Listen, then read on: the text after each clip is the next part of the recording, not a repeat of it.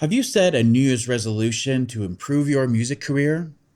Have you found yourself setting goals to hit higher numbers, more streaming, more sales, more merch, whatever it may be? Do you find yourself being jealous of other musicians who are doing better than you and you're a little bit better? You feel that you have more skills, more talent. Why is it not you up there on that big stage right now playing that big show or opening for that big group? Well, honestly, some of our growth can be stagnated from ourselves and the habits we have that can sabotage our careers and our growth. So maybe it's time we had to think on that.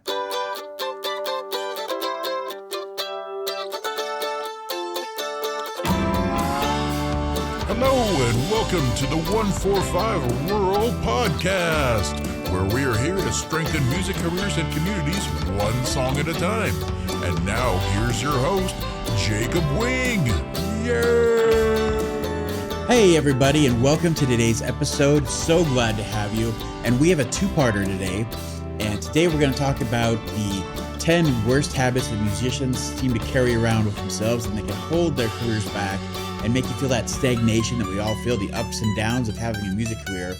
And the next episode, next week, we're going to have the 10 best habits of successful musicians, so be looking out for that. If any of this is useful to you, or you can get a little bit of nugget of truth out of it, or just some entertainment, give us a like, give us a subscribe. All that stuff helps us out. But we're going to get right into it, and let's talk about those 10 most bad habits that we as musicians tend to have. And the thing about this is that we have to be honest with ourselves, because at some point, all of us have done some of these, at least all of them, to either which degree that may be, horrible, or you're the worst about it, or just a little bit. But it's present in all of our careers, all of our daily lives. And the point of this is not to point that out and say, haha, we're better than them, or I'm better than them, or I'm the worst because of this.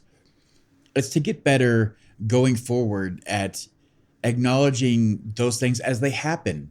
When you find yourselves, doing some of these habits that are considered bad habits or might be holding you back, acknowledge them. Next time you'll get a little bit better about it. You might avoid it, or you might not do it as much, whatever it may be. That's the whole point of this. So, number one, get right into it. We all know that musician. We've all been that musician where procrastination is one of those habits that just holds us back. And there's so many different reasons for this, but the more that you start to identify yourself doing it, finding reasons not to do things, putting them further back, moving them down the calendar, or putting them off altogether, the more that can start to build on itself and then become the reasons not to get things done. It can be the reasons that you're not seeing the growth that you need to see. You're not getting those shows. You're not booking bigger gigs. You're not putting out the amount of music that you want to be putting out, just because you're letting yourself procrastinate and find reasons not to do things. And a huge giveaway when in your career that this is happening is that if you've taken the time to set goals or, set dates for things as you really should be, and you're missing those time after time after time, and you're making either the same excuses or just coming up with a myriad of different excuses, you might be suffering from this procrastination problem. So be aware of that. It's a big one. We all suffer from it, different forms, different ways. But the more that you can identify, I'm starting to procrastinate, or, I tend to do this. I can use my own example for, myself. When I'm with groups or bands or whatever music I'm writing, I take longer to write lyrics than most people for whatever reason. I let it develop over time. I mess with different scales and try to get a different sound or whatever it may be. But I find myself procrastinating most on lyrics, and that's my crux. And I know that mostly about myself because, that self-reflection and figuring that out. So those are the kind of things you want to do. Moving forward to number 2 is poor time management.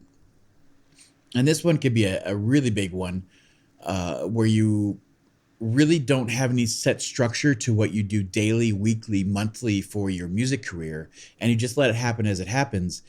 Poor time management becomes the biggest culprit of stealing from your momentum and your career moving forward.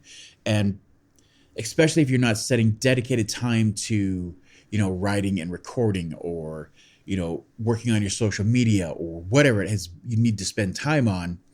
If you're not delegating those out, as to I need to spend time here, I need to spend time here, then it just completely goes to waste. And every musician knows that, just because when it comes to practicing, whatever your instrument is, or if it's your voice, whatever it is, when you go to sit down and you say, I'm going to practice, and then you just start, messing around, singing songs you like, playing songs you like, and you're not really having a structured time of, working on scales, learning this particular new song, and diving deep into it, and getting what you can from it, and using that time as best you possibly can. That's where that poor time management comes in. And if you'd had just more of a structure, I'm going to work on scales from this time to this time. I'm going to work on learning a new song for, 15 minutes to 30 minutes. I'm going to work on my performance for half an hour here. Those kind of structures and use of time can really get rid of this bad habit. Number 3, moving on to no self-awareness and ignoring feedback. And we all know this musician, and you really don't want to be this musician. And that is the person that is really bad at being aware of their own self skills and, where they fit in the world and where they're at, musically. We're all at different parts of our journey of, I'm a great songwriter, but I'm a bad performer, or I'm great at live shows, but I can't write songs for crap. We all have different things that we have to, get better at and try to balance out who we are as a musician, as a writer, whatever it may be. But we've all met that musician that is, a little full of themselves. Maybe they've had a little success. Maybe they're just completely oblivious, whatever it is. But they think they're the best thing in the world. Their poo don't stink. And they'll tell you they're the best thing in the room, But when it comes down to it,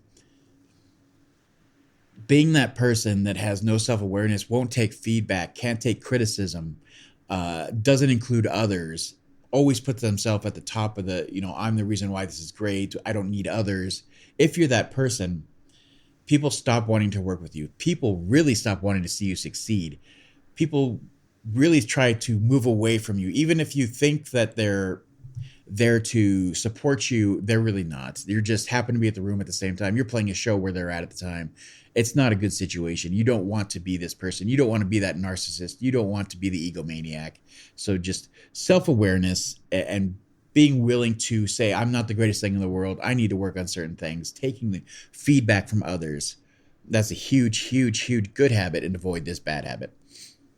Number 4, that one is a huge one, and I can really attest to this one because I have been one of the worst about it, and that is isolation. And you don't want to be that musician that lives on an island. And this bad habit comes from many different things. It can come from saying, I don't need others, or I'm not good enough to be with others. I want to make myself, a really good musician, or I want to make sure the songs that I'm sharing are at their best possible, whatever it may be, whatever it has to be. You want to make it sure it's the highest level before you're ready to share it. That's always a reason that we find ourselves being on that island.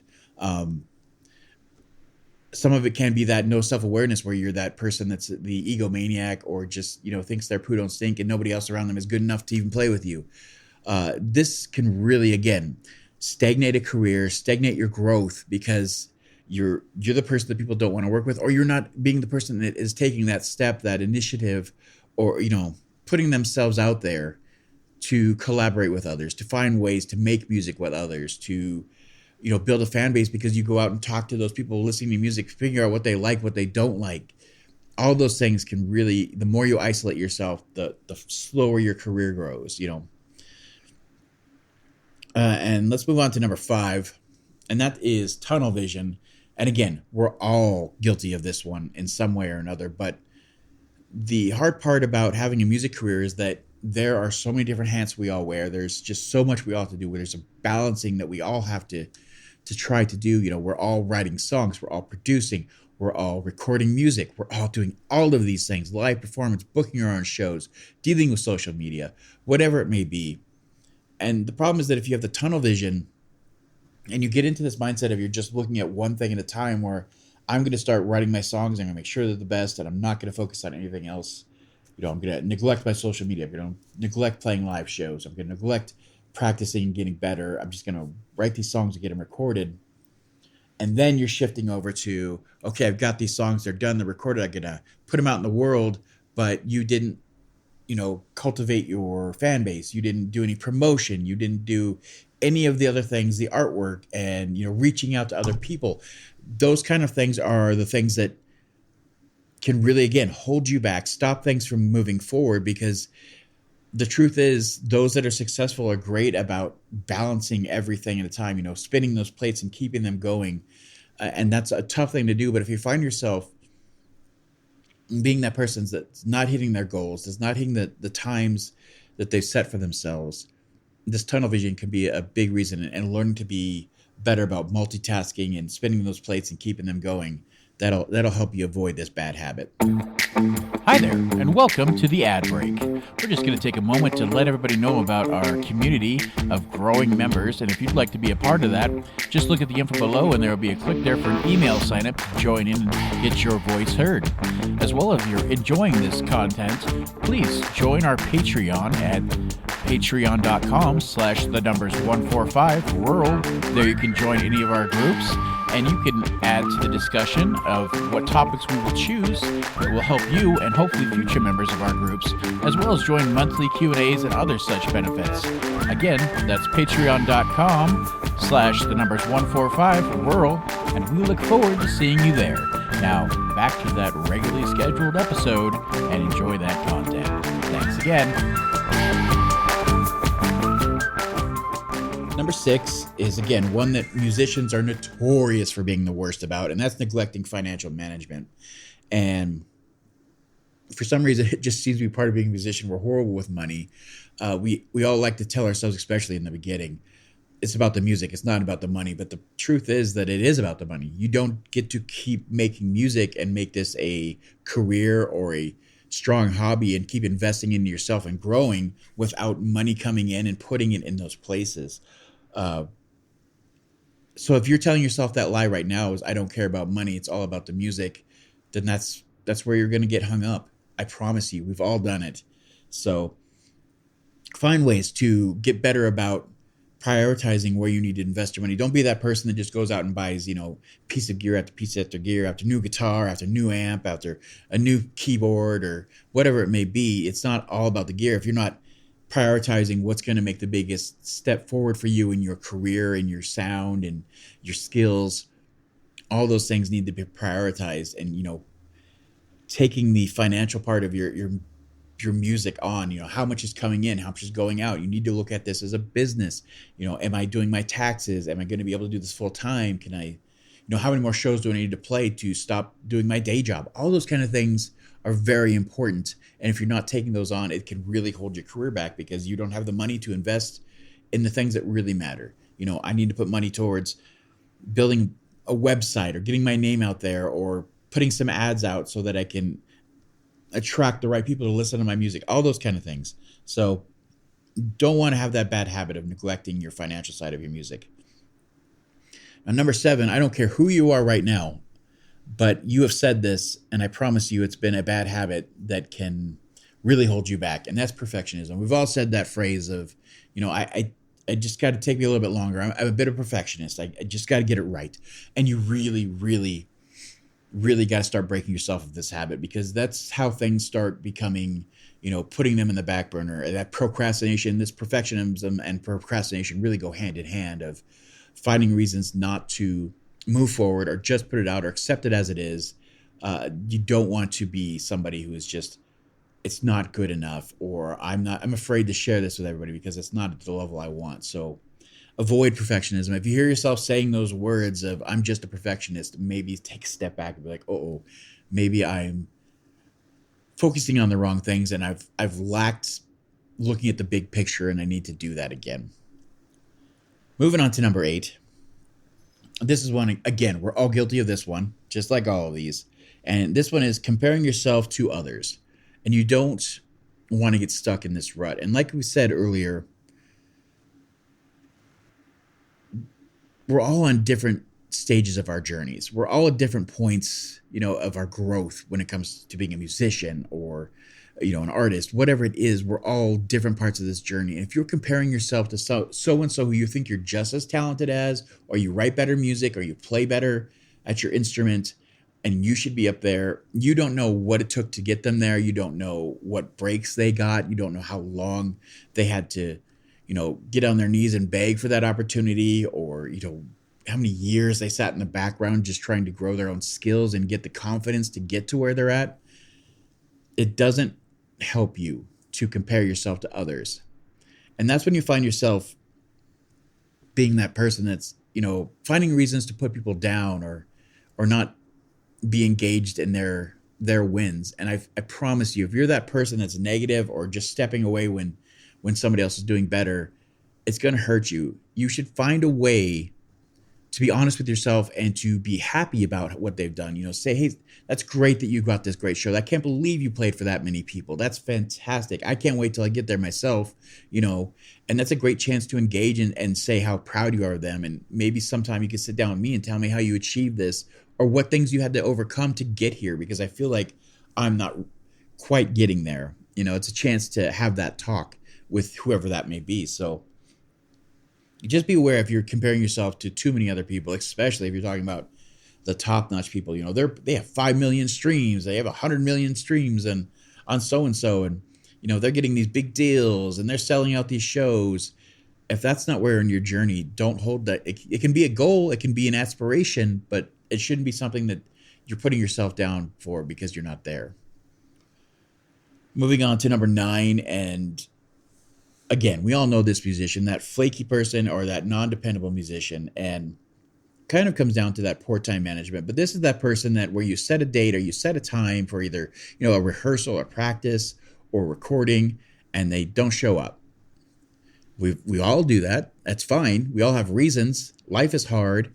Things happen. But if you're that person that's consistently doing that, if you find yourself putting out those texts of, I'm sick today, or I can't make it because my aunt died, or whatever it may be, you don't want to be that person. And people are very good at understanding really quickly. That first time you usually get a bye from whoever you're with, those understand, we all have life happen. But if it consistently keeps happening, that's where you have the problem. If you're just not showing up, if you're ghosting and just disappearing, or, consistently late, you don't want to be that person that's always late. You can be late a couple times because it's just, again, it's part of life. But if you're that person that's consistently late, you get that overall, just people think that's exactly who you are. You're that late person. That musician's never on time. They're never where they need to be. They always call off. They always cancel my shows when I book them. You really don't want to be that person. I mean, especially in the audio engineering world, if you have a studio, oh my goodness, you deal with this on a daily basis. This is the reason that most studios have, deposits, because musicians are so notorious for, ghosting, disappearing. And I myself, I've always tried to avoid that, to try to see the best in people and give them that chance of, I had to cancel this time, but how many times I've had people, book something, just completely disappear. I get it. I mean, it's musicians. So don't be that person. Try to not. And if you do have something come, over communicate. Tell them why you can't do it. Tell them when you're going to be able to do it, how you're going to fix the situation. Don't be the person that ghosts. So number 10, and the very last bad habit we'll talk about for musicians, is wishful thinking and non-action.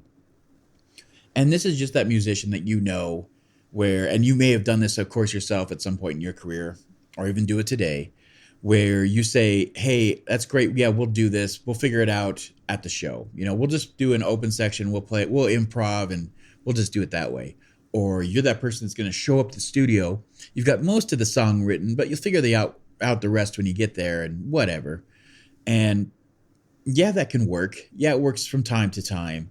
But if this is what you're consistently doing with this habit and you're bad about it, it's going to catch up with you, and you're going to be, playing inferior shows. You're going to be putting out product that's not that good, music that's not that great because you settled, when it really could have been better if you just set a little more structure. If you'd sat down and spent a little more time in rehearsal saying, we're going to play, this song this way. We're going to, opening, we're going to have a couple verses, chorus, verse, and this is where we're going to do the back and forth, a little bit of improv back and forth.